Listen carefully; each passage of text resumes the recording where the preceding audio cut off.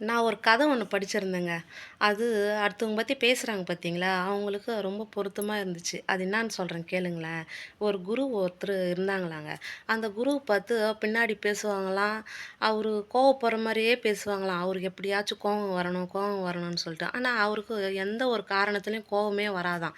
ஆ அது ஒரு கட்டத்துக்கு மேல நம்ம குருக்கிட்டயே கேட்கலாம் அப்படின்னு சொல்லிட்டு தன்னோட சிஷ்யன் போய் குருக்கிட்ட, "சுவாமி உங்களுக்கு ஏன் கோவமே வரமாட்டேன்து?" அப்படின்னு சொல்லிட்டு கேட்குறாங்களாம்.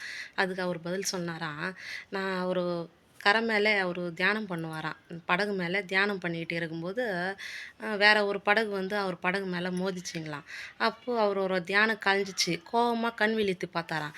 அப்போ கண் விழிக்கு பார்க்கும்போது, அந்த படகு ஒரு காத்துல அசைஞ்சு அசைஞ்சு அவர் படகுல மோதுனதுனால, அ இந்த காலியான படகு மேல நான் கோவப்பட்டு என்ன ஆகப்போகுது?" அப்படின்னு சொன்னாராம்.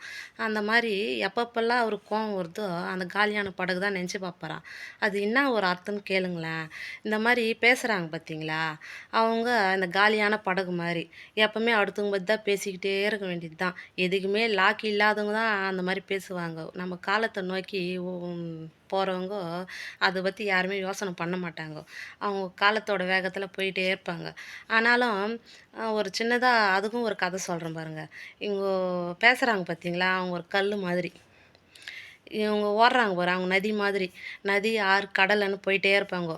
ஆனா, அந்த கல்லு தூக்கி வீசுறாங்க பாரு, அவங்க அந்த கல்லு அதே இடத்துல தான் இருக்கணும். அதே மாதிரி தான் அவங்க அதே இடத்துல உக்காந்துன்னு பேசிக்கிட்டே இருக்க வேண்டியது தான். அவங்க ஆறு, கடல், நதின்னு போயிட்டே இருக்க வேண்டியது தான். அதுதானே அந்த காலியா இருக்கிற படகுக்கு ஒரு அர்த்தம். இது உங்களுக்கு நான் சொல்றது உங்களுக்கு பிடிச்சிருந்துச்சுன்னா, லைக் பண்ணுங்க, கமெண்ட் பண்ணுங்க.